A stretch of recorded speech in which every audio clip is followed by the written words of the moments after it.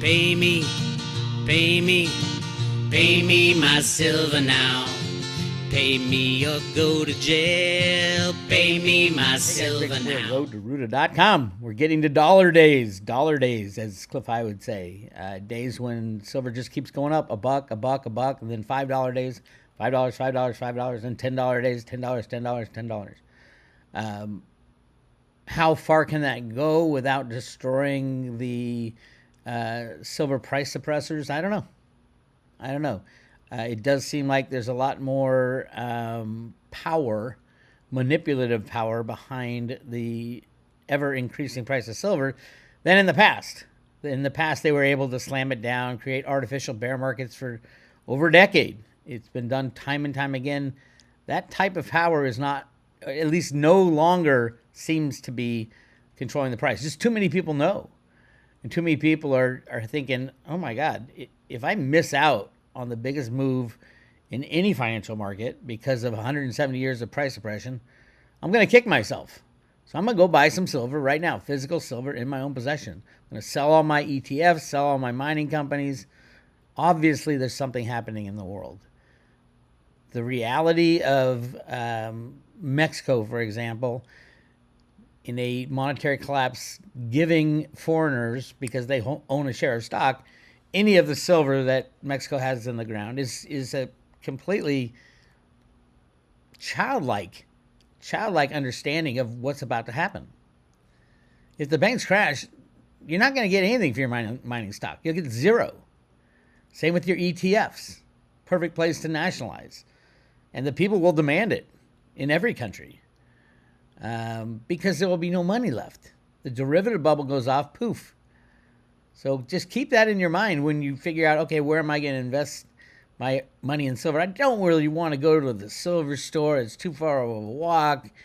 I can't handle holding my own assets in my own possession. It's so easy to buy SLV and ETF, blah, blah, blah. We've heard all the excuses. At the end of the day, hey, you got what you got, and we'll see what happens, right? My largest recommendation is to buy physical silver and get it in your own possession. Check out the hat, Miles Franklin hat. If you don't have a local coin shop, contact Andy Scheckman at Miles Franklin. info@milesfranklin.com. All you got to do is wire them the money, and they'll send you what you bought. I highly recommend buying from inventory. I think he does have pre-65 coinage in inventory, which is my favorite.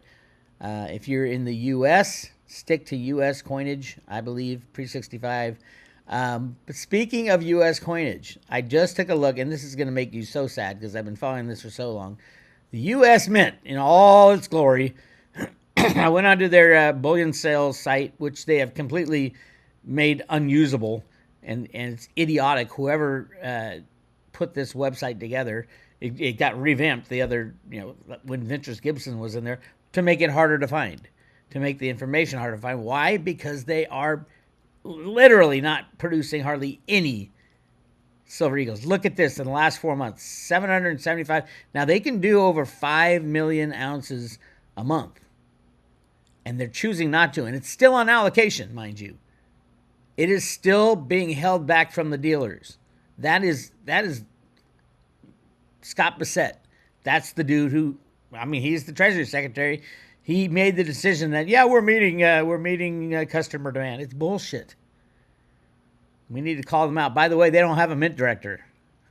There's no mint director, Trump, because he knows what's going on. Anyway, current total for the year, this is going to blow you away, is 8,818,000 coins, Silver Eagles. That is ridiculously low. As a matter of fact, let's take a look at how low it is.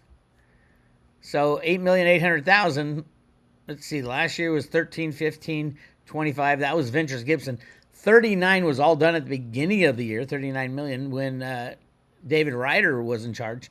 Ventures Gibson came in and they completely shut down. Those of you who know who Ventures Gibson is, she was the HR person put in charge of the U.S. Mint when Biden got in there. Basically, she told the head of Silver Eagle sales to shut down sales of Silver Eagles. That was her instruction to Jack Sermon, who I interviewed. You can go to roadtoruta.com. The interview's right on the front page. 3-part interview, and he lists 5 things that they're doing against the law. You don't think this is a big deal? This is the biggest of deals. So let's see the last time we did 8,800 Silver Eagles. Now they might squeak in another million. I don't know. Probably not. 13, 15 million, 39 million, 14 million, 37 million. Now here's where JP Morgan was shorting the price of the COMEX and then buying Silver Eagles. 47 million, 44 million, 42 million. Ted Butler showed us how that was done. And then going back. Oh, here we go. 2007, 10 million. 2005, 9 million, 9 million, 9 million. Where? Oh, there we go. Finally, we have something under 9 million, which is in 1999, the Mint sold 7,957,970 Silver Eagles. That was before it was on allocation. So this will be the lowest since 1999, depending on how much they make from here on out. I don't think it'll be much. Will they get over 9 million coins? Probably. Then they only go back to 2005. It is so embarrassing that the number one mint in the world, all the way up to 3 or 4 years ago, has gone into the worst piece of shit known to man. It's sad and it's embarrassing, and Trump should be very embarrassed. This is his watch now. I don't care what Ventures Gibson did anymore. That's gone. Those days are over. Trump, you are supposed to be doing this for the American people. You want America great again? Turn your mint great again. Fast. Anyway, he actually did in July finally recommend Paul Hollis as the mint director. He seems okay.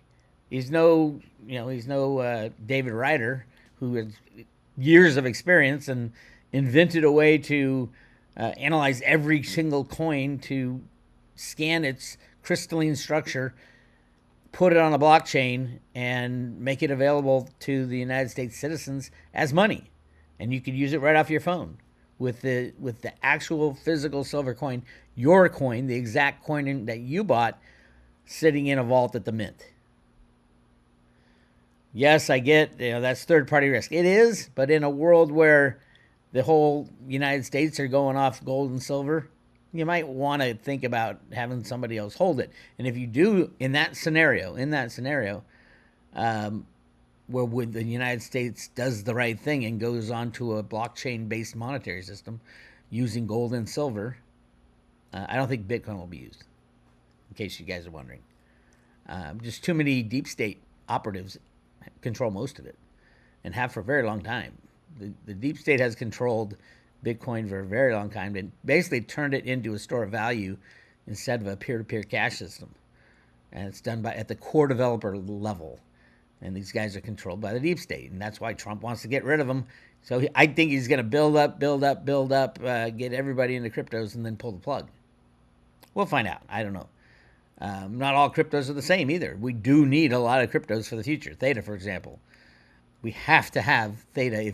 We're going into an AI future, if we're going into a future that expands broadband massively, expands computing power massively, and you don't even need the hardware to do it. Just use the excess hardware. It's a massive.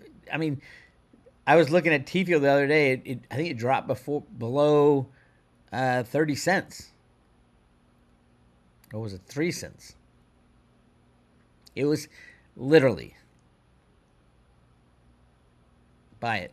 Buy as much Tfuel as you can. And Theta. Theta's under 70 cents. So yeah, Tfuel is under 3 cents. It's just it. You know what it reminds me of?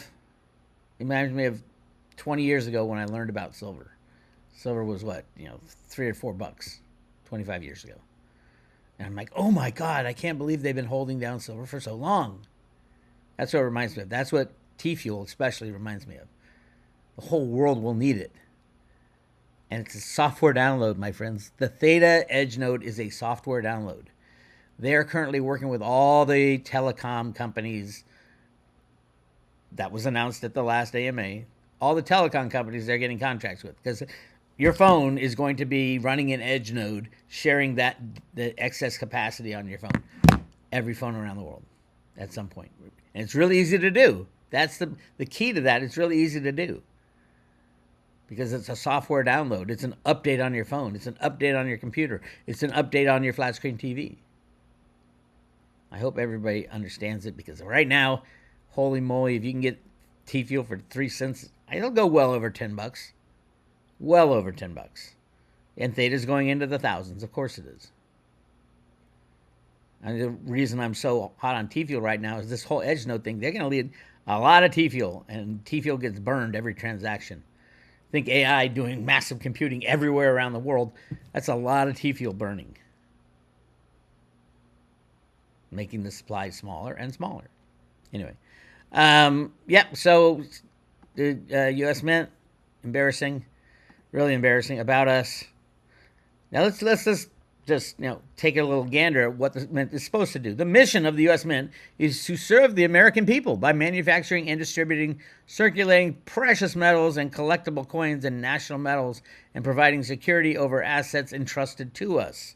Since our institution's founding in 1792, the Mint has taken great pride in rendering the story of our nation in coins. Who gives a shit about your nation in coins? I want you to make the money of the United States of America. To hold a coin or metal produced by the Mint is to connect to the founding principles of our nation and makings in our economy. The Mint is the nation's sole manufacturer of legal tender coinage. Ooh, that's right. And is responsible for producing circulating coinage to the nation to conduct its trade and commerce. The Mint also produces coin-related products, including proofs, uncirculated, commemorative, congressional coin metals, and silver and gold bullion coins. The Mint's programs are self-sustaining and operate at no cost to the taxpayer. Well, here's the deal, Mint. When it comes to Silver Eagles, you're not legally allowed to charge anything over your cost. And I screamed at Jack Sherman about this, and he agrees 100%. And he has no idea why they're charging massive premiums in gold and silver. It's illegal. And they brag about it right there. Leadership. There she is, Christy McNally. She's just been there forever. She was an accountant. She was probably the right person to put in. Once Ventures was gone, it freed things up. But I don't know. Any of these guys. Randy Johnson, Associate Director of Manufacturing. Dude can't make a Silver Eagle. Why is he there? Kenyatta Fletcher, Associate Director and Chief CEO. Francis O'Hearn, Chief Information Officer, the techie guy. Greg Dawson, Associate Director, Office of Strategy and Performance. Dude, you're failing in your performance, Greg. Christy, all 5 of these people need to go. Sorry. They should be gone. If they should be jumping up and down, saying, hey, release us from this frickin' constraints of not being able to make Silver Eagles. We can make $5 million a month. Let us make $5 million a month. Let us sell them at cost, like it says in the law. In the American Eagle law, it says they have to sell them at cost as determined. They added the part as determined by Scott Bessent. Scott, hey, dude, if you can't figure out that Silver Eagles are not being sold at cost and are not fulfilling the demand, then you got other issues and you shouldn't be in that position. Probably shouldn't be. Scott Bessent came from George Soros. Yeah, he was George Soros' number one finance guy. What he's doing as at the same time that Trump says he's going to take down Antifa, you got the guy who funded it. It's so bizarre in Washington right now. Yeah, but this is really sad. I mean, we're not going to do 10 million coins this year, and it's just sad. Now, a lot of people saying, oh, Bix, that means the retail side is dead. No, it doesn't. Retail, where are people, retail buyers, your average Joe Schmo, where are they buying their silver? In the ETFs. You add up ETF plus the coins and bars, that's when you get a true retail number. The Silver Institute literally puts the ETF, exchange traded products, ETPs, below everything else as if it doesn't count. And it's just, the Silver Institute needs to be disbanded, all 2 of them. All right, what's going on in silver right now? Same old shit, different day. December delivery month is looking really big right now. 5, that's 850 million ounces. That wheedles down as the weasels roll over. But if you want to know what's happened this month, we started at probably getting about 45 million ounces. It has grown to over 70. We are going to do over 70 million ounces this month. And this all happened mid-month. Look at this. 500. These are the dates that they were demanded delivery. 500 contracts, 700 contracts, 300 contracts, 100 contracts, 450, 602 just a couple days ago. And it's brought us all the way up to total silver stood for delivery is at 66,250,000 coins, which is a big number, plus the 2,445,500, which is the smaller 1,000 ounce contract, the micro contract as they call it, gives us 68,705,000.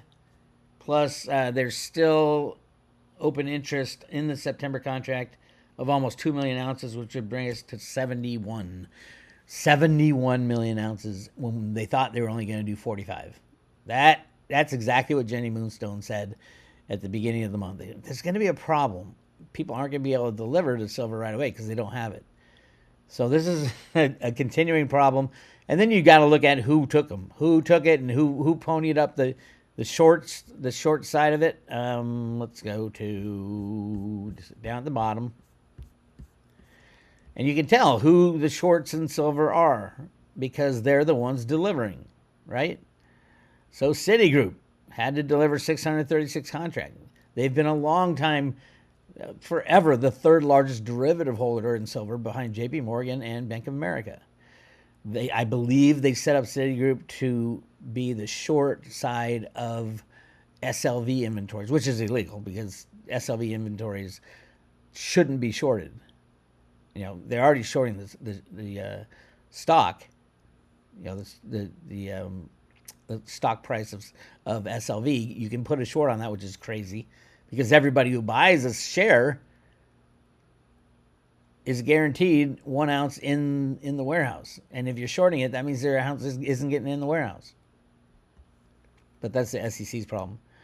Who are the other big deliverers?